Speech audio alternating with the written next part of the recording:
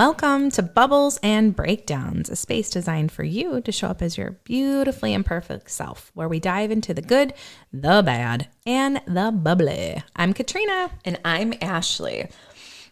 Joy. I just think of that Inside Out movie. Joy. I know. Yay, touch my dashboard. But joy isn't something that happens to you once you finish your to-do list. It's that survival strategy you use to get through the list in the first place. Reclaiming your joy as you age isn't selfish. It's a necessary maintenance to a happy life. Join us today as we talk about how we infuse joy into our lives despite the heavy lifting of navigating that high-pressure season of parenting while simultaneously facing the physical and emotional shifts of getting older. Every time, for some reason, every time we read an overview, I'm like, that slaps. It slaps because... Or that hits. It's like, it slaps, hits, and does all... crushes. And knocks me unconscious. Yes. I know. It like literally, I feel these to a degree. And maybe that's why they're topics, right? Yes. But like, I really think finding or creating joy in your messy seasons is a sport. It is a sport. Like it literally... You have to think of it tactically because I don't think you'll survive. Oh, I agree. And the tactics like can look different. But also I was reflecting on this topic, Ashley, and I don't know if you feel this. As we get older, it's almost like I'm desensitized to joy where I'm like, yeah, that's a cute dog, but you know, you got to clean up its poop and like better. You know, no, I'm just, right? I know for sure. But like you're kind of desensitized where it's like you actually have to like really lock in to experience the joy that's around us. It's still the same things are around us every day. Absolutely. But it's like the way we can pause and like isolate and really enjoy the joy. For sure. Makes sense. Well, and I think there's, you know, that old adage, stop and smell the roses. Right.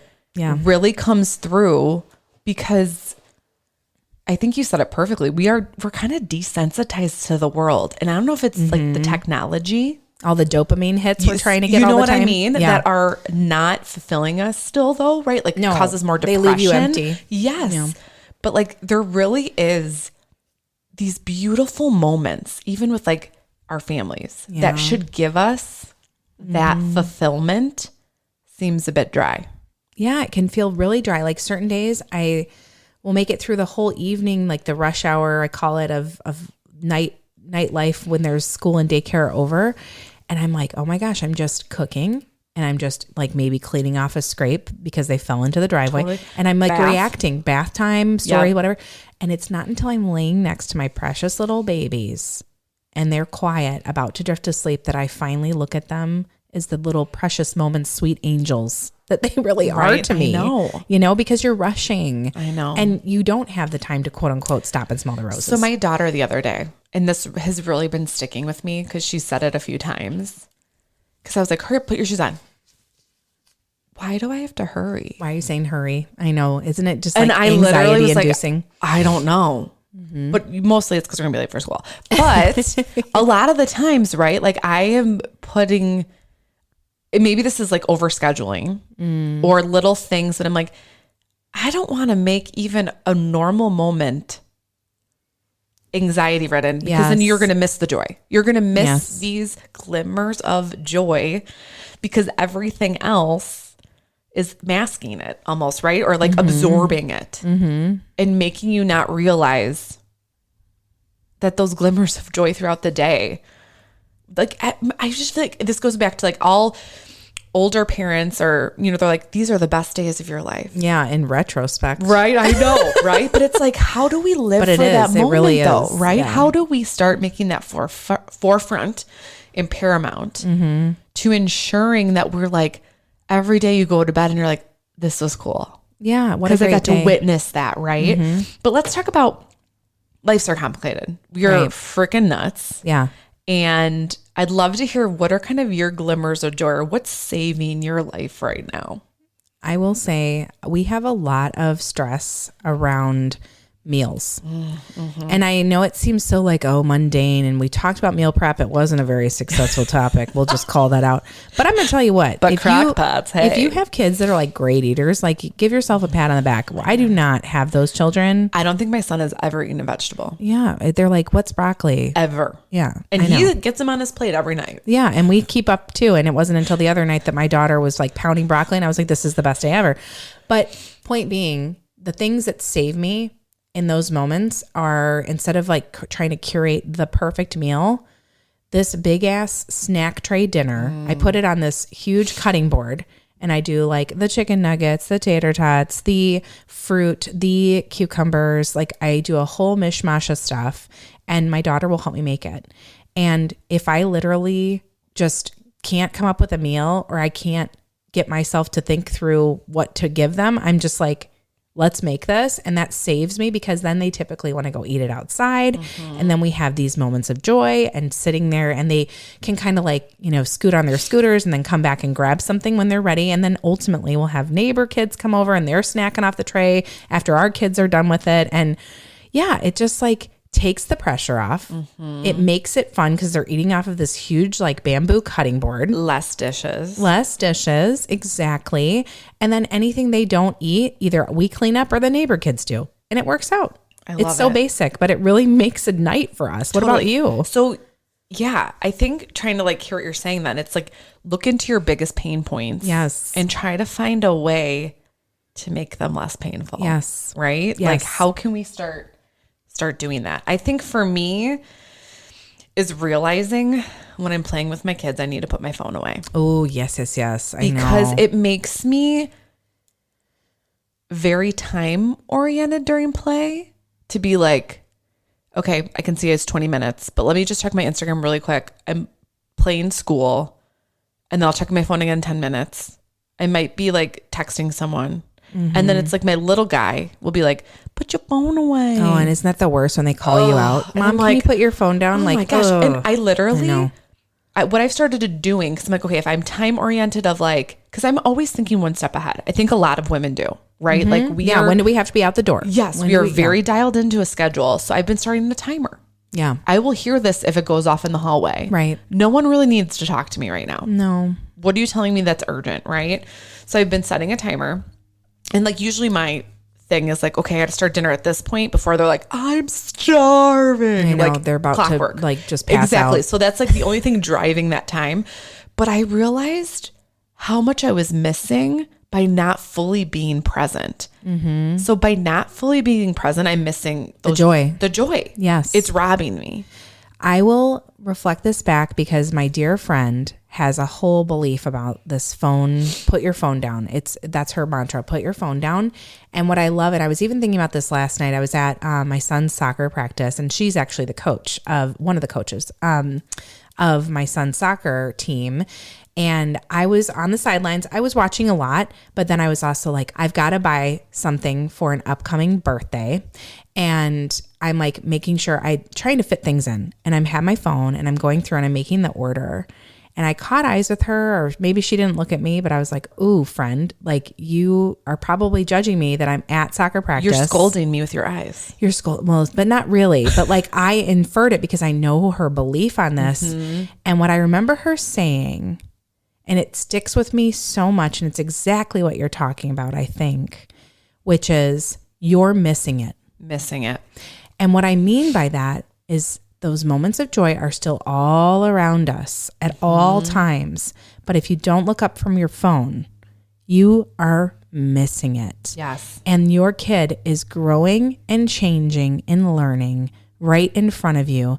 And they may have looked over at you to see if you're watching and you weren't. Totally. In some of these moments too, where there's been a handful I can remember where I'm like, I'm just going to leave my phone here. Good. And part of it though is like, oh, what if there's like a picture to be had? Man, go grab it. I know. But like, I never looked back to be like, I wish I had a picture of that, because it is a core memory in my brain. Right. That I was so happy doing that without this interrupting device. Right.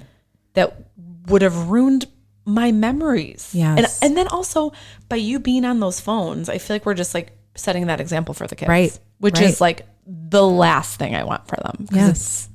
Ugh. So another way, so like I love the saving your life idea. But then there's like this whole idea of how are you sprinkling in little moments of fun throughout the day?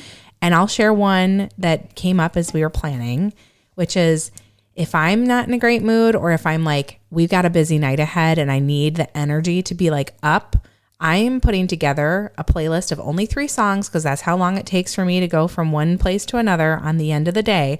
And I'm like, these kids are going to be jamming out.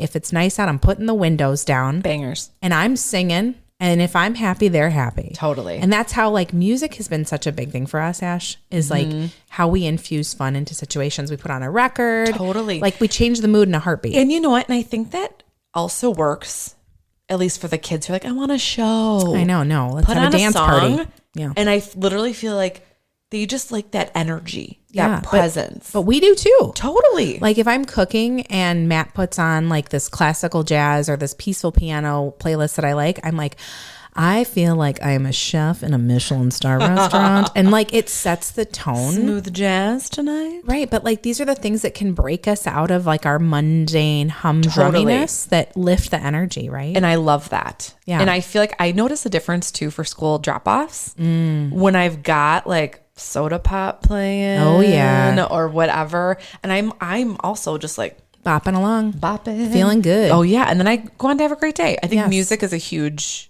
one. And I love that you brought that up. Yeah. What about you? Any other ways that you try to infuse little For sprinkles? me, You're like the queen of fun. I don't know. Come on. Barely. But I feel like I really have been into this notion of romanticizing your life. Yeah. So I literally try to figure something out that like, I'm like, what will get the kids like psyched? And it could be nothing but the way my presentation and the way that I like present this to them. Best thing ever. Like literally last weekend, my daughter was like, oh, I'm just like, my feet are so hot in these shoes and socks. And I was like, you want to take your shoes off? And she's like, what do you mean? And run around in my socks. I was like, want to take your socks off too? She's like, run around barefoot.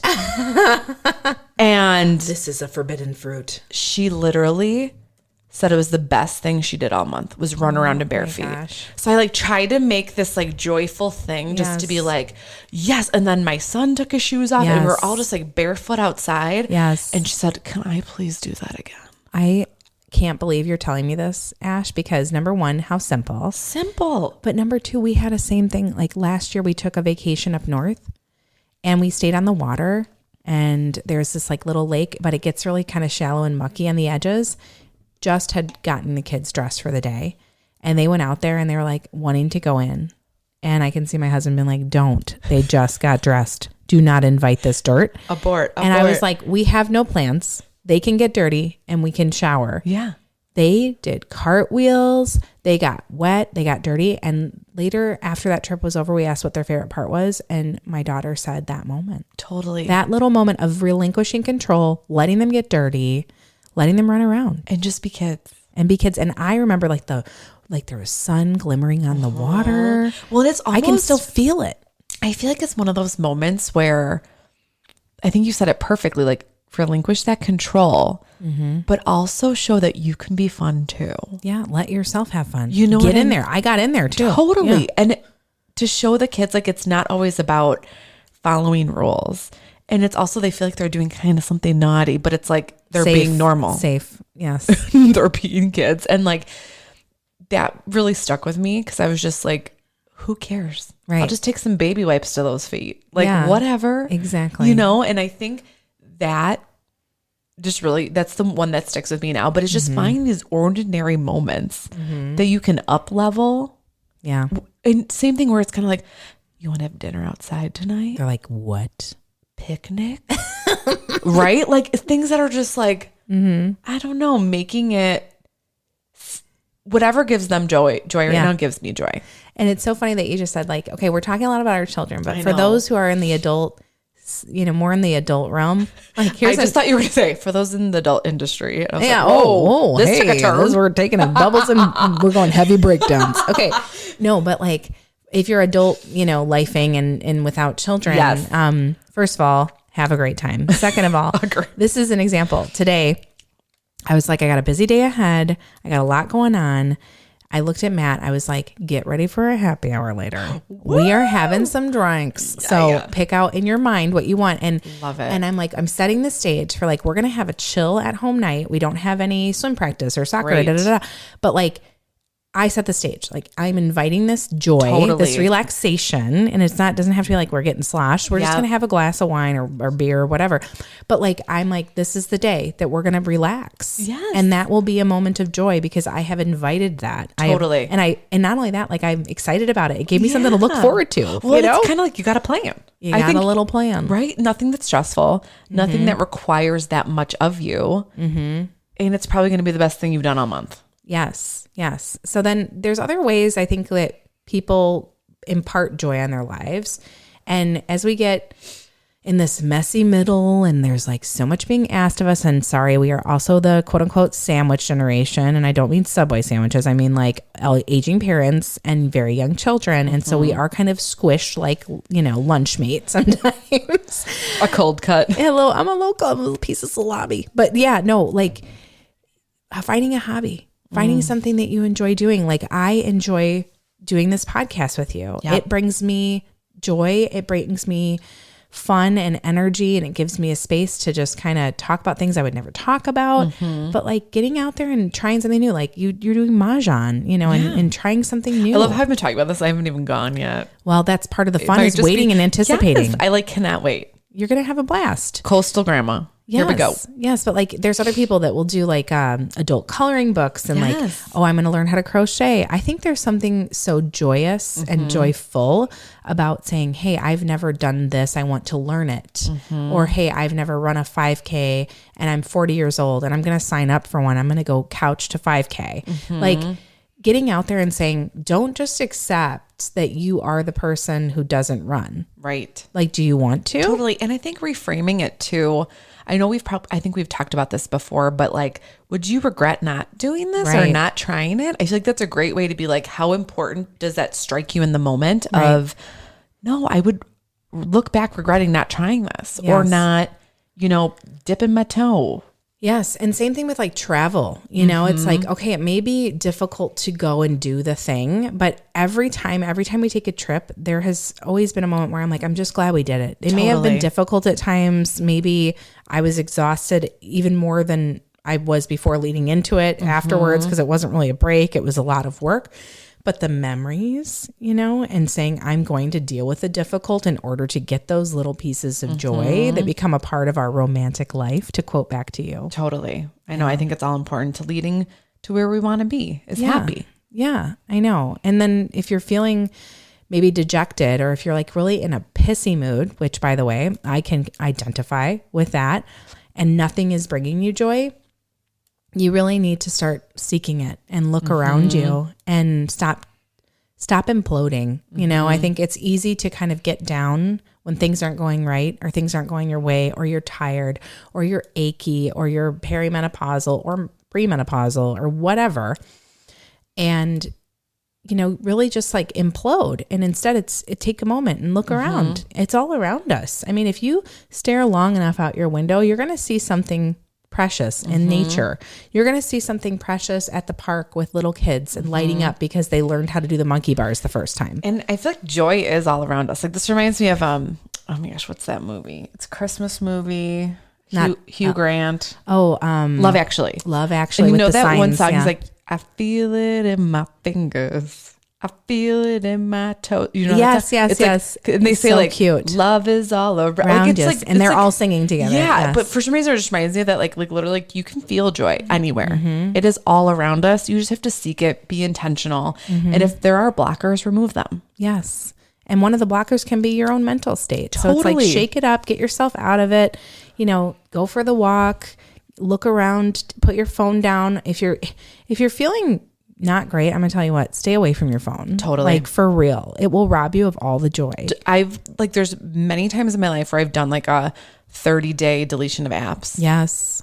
I don't miss anything. I'm like, oh, this person had a baby, or this. I'm like, it doesn't change my life. No, you're fine for not knowing The it in the people moment in my life that it I happened. still talk to. Yes. Like I don't need to know everything. Yeah. And I think that's so beautifully put, because it's about engaging in the present. Yes. And you know, we talk about this all the time in the world, is everyone's stuck on this consciousness, and what's your realm of consciousness, and being present is a big part of consciousness. It's being in the moment, engaging with life that's right in front of you rather than through a device. And so joy is all around us. I think it's a beautiful way to kind of like tie up this segment of just saying, hey, we want everybody to be able to look around more, to engage with life more, and to feel the joy that is waiting for you, because you have capability at any moment to find it and create it. Totally. And remember, after every breakdown, don't forget the bubbles. If you're liking us, loving us, please find us on the gram, DM us, listen to us on Apple, Spotify, or wherever you get your podcasts. Thanks for tuning in. cheers.